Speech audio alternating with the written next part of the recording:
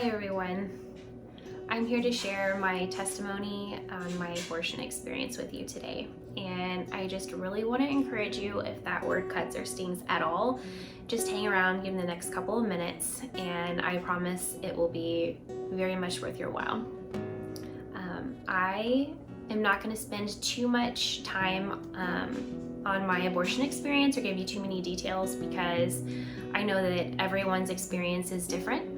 And what I have come to learn after speaking with lots of people that have had this experience or an abortion experience at all, it's not so much the experience and the events and the things that lead up to it that matter. It's how it makes you feel afterward.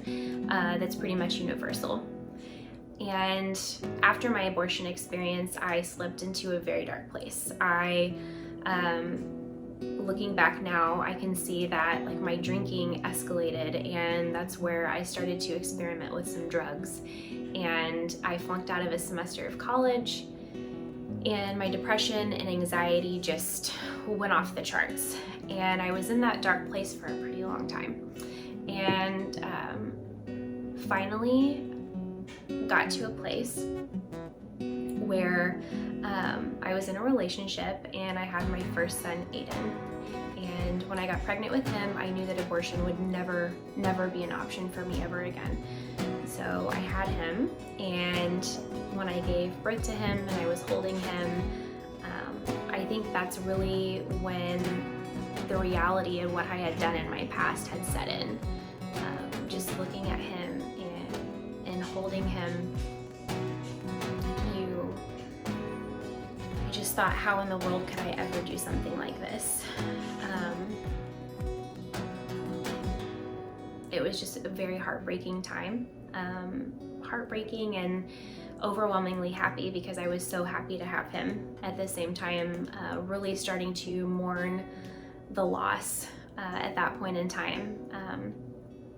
And I had this new baby, and I needed to be everything that I could be for him. And so I really just stuffed everything down, all the negative emotions, everything else. And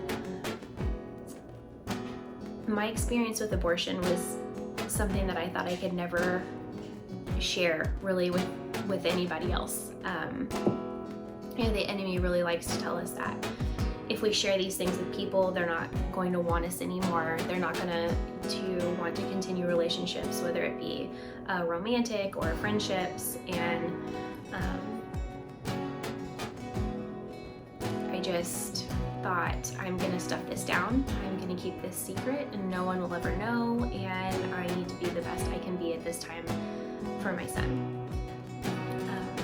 Fast forward a couple of years, I met my wonderful husband, Drew, and we got married and had 3 more little kiddos. And I would say each time that I got pregnant and had another child, those emotions just intensified. The regret, the remorse, the loss, all of it just intensified each and every time. And it finally got to a point where it was so bad that I had to share with my husband what I had done. And he was very gracious, very understanding, and reaffirmed his love for me and let me know that it didn't matter, that my past decisions did not matter to him anymore. And that really kind of started to heal part of what I was feeling inside. We started going to church, and I remember walking in and thinking, do I really deserve to be here? I don't know if I'm deserving after the things that I've done. And again, when you're singing the worship songs and it's talking about forgiveness, or you hear the pastor, preach on a topic of, it doesn't matter what you've done, you can always come back to God. And I just remember thinking, but I just don't know if that's for me. That's for everybody else, but maybe it's not for me. What I've done is too terrible. When we were going to church, I joined a group called MOPS, Moms of Preschoolers, and really enjoyed it. I don't know how on earth I would have survived those young years in motherhood without that group. It was absolutely fantastic. I just love the fellowship and everything that it was able to teach me about being a mom and about giving grace. And so the second year I decided to be a table leader. And I knew going into that I needed to share my testimony. And I thought, this is fine because I have so many other things that I can share about. It doesn't have to be my abortion testimony. I can leave that part out. And I remember God just being like, no, you're gonna share that. You're gonna share that. And I thought, oh Lord, I don't know. I can't do that. I can't do that. And then that's when the enemy really started in on me, just saying, how could you share this story with these women at your table? And I would lay awake at night and God telling me, this is what you have to do. And then the enemy being on the other side saying, no. And this was probably, I would say, one of the hardest times in my life. I had just had my third kiddo at the time. And I remember just all this going on in my head and rocking him to sleep at night and looking at his precious face and thinking, how on earth could I have ever done something so incredibly terrible?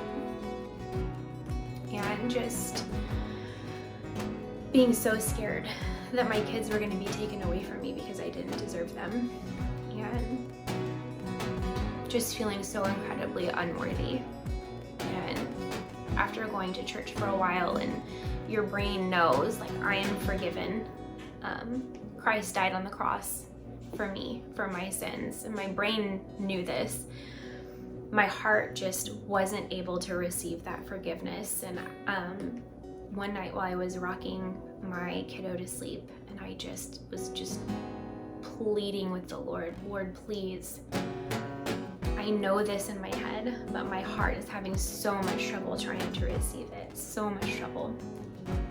And I laid my son down in his crib to sleep, and I went in to say goodnight to my oldest kiddo. And when I walked in the door, he had his Bible open on his bed. And I went and sat on his bed and I said, hey honey. And he said, Mom, would you please read me the story of the woman at the well? And as I read him the story of the woman at the well, just tears just started to stream down my face. And I left that room, and I knew in that moment that my heart actually did understand that I was forgiven. And I was so thankful in that moment. I was so very thankful, and God is so incredibly faithful, and He's so good. And reflecting on how incredibly special that moment was with my son and with my Heavenly Father, knowing that just moments before I walked in that room, I felt so unworthy to be his mother. And then God used exactly what I did not feel worthy of to help communicate my forgiveness to me. It's just so incredibly amazing. So I did end up sharing my story with the people at my table, and no one hated me. As a matter of fact, I would say we probably grew a lot closer because we were able to have an authentic relationship with one another moving forward from that, and there wasn't anything that I was hiding. And I grew a lot through that experience. It was around that time also, we had someone come to speak at our MOPS group about a ministry called If Not for Grace. And as soon as they were done with their presentation, I knew that I wanted to learn more. So this ministry deals specifically with families that have been through an abortion experience. Men and women or couples together that have had this experience. And I went through a class called Her Choice to Heal, and being able to share that story with other women and to learn just how much it had impacted me through my life and really start that healing journey was absolutely priceless.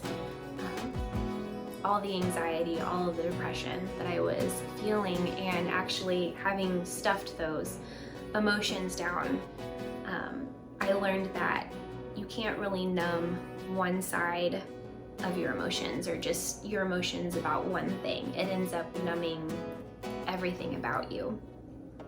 And at that point, I really understood how much it was affecting my relationship with my children and my relationship with my husband, and the way that I carried myself and my friendships and the boundaries that I was able to set. So going through that class and being able to receive that healing with other women that had gone through similar experiences was amazing. And I just recently went through the reconciliation weekend that they offer, where it's like a weekend of pretty intense healing and community.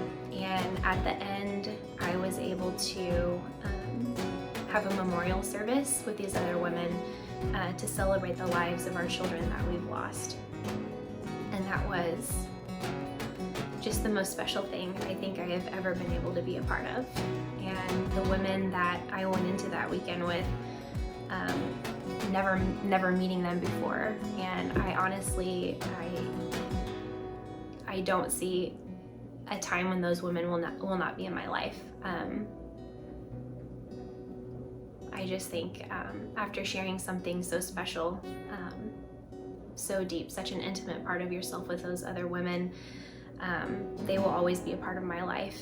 And I just absolutely love them, and I love the experience, and I love this wonderful ministry that is reaching out to women and men and families with abortion experiences and just helping them to heal.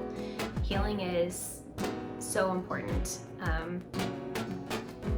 We cannot walk out our kingdom purpose and live in that purpose if we are still shackled by shame and guilt. And if you are hurting, if you are carrying around shame and guilt, whether it's abortion or any number of other things, please, I really encourage you to speak to somebody about that and to find a ministry, get some help, find healing, and really be able to live free in what Christ has for you. And if you are, you don't know where to start, please reach out to me. I would love to speak with you, and anybody at the Flourish team, really. We partner with some pretty amazing ministries, and we would love to get you connected and really be able to help facilitate that healing for you.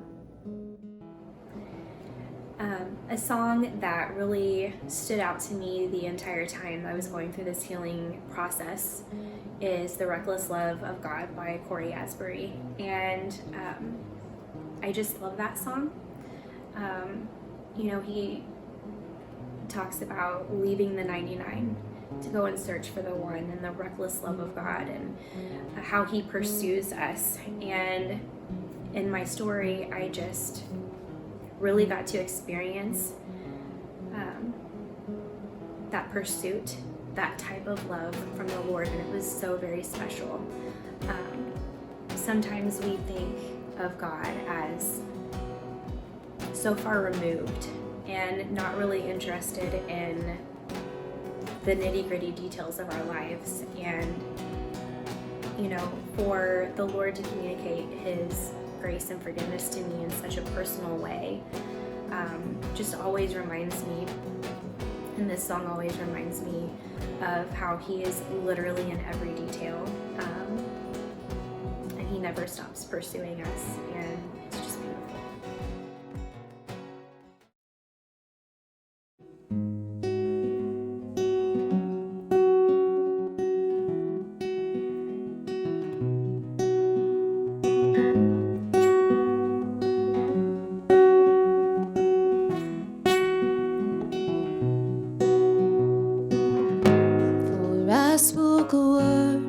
You were singing over me.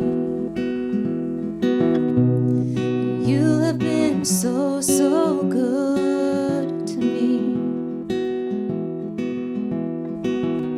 For I breathed a breath, you breathed your life in me.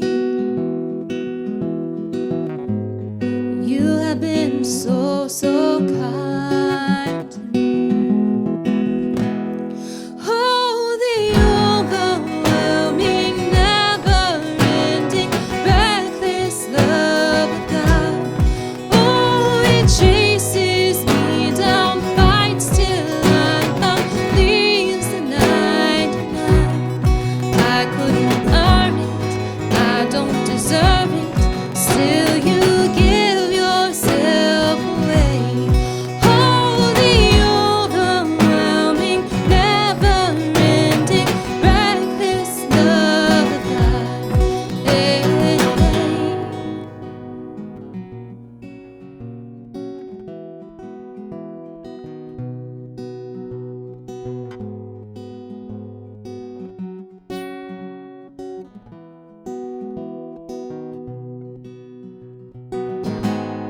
I was your foe, still your love fought for me.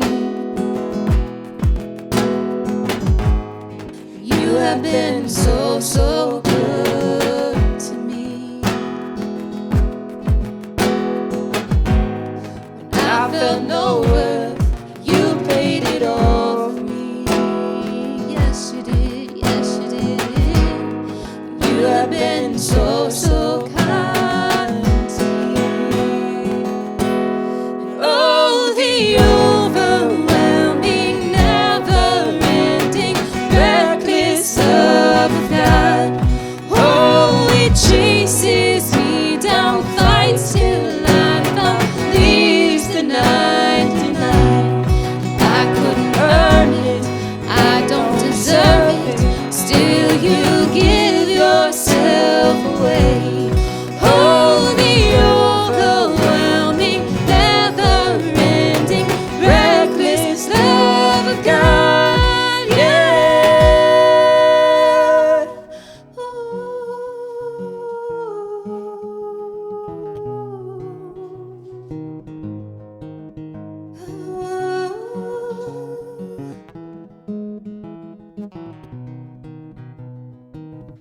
There's no shadow you won't light up, mountain you won't climb up, you're coming after me.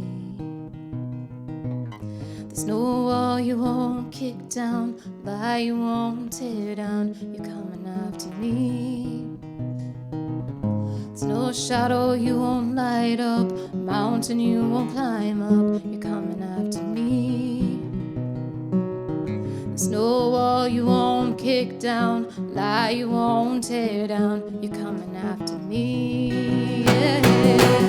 There's no shadow you won't light up, mountain you won't climb up, you're coming after me, oh. There's no wall you won't kick down, lie you won't tear down, you're coming after me. There's no shadow you won't light up, mountain you won't climb up, you're coming after me. There's no wall you won't kick down, lie you won't tear down, you're coming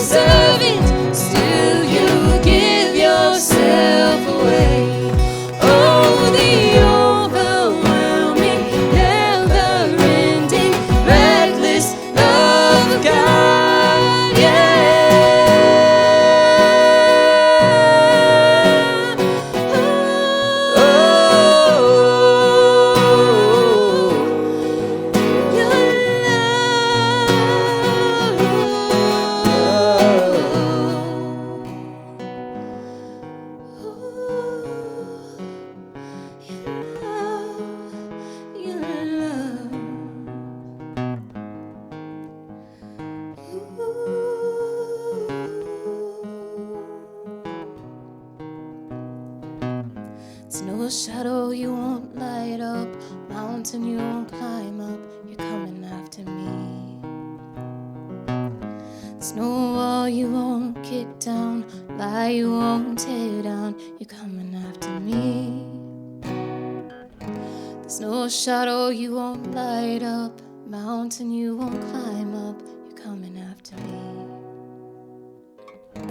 There's no wall you won't kick down, lie you won't tear down, you're coming after me.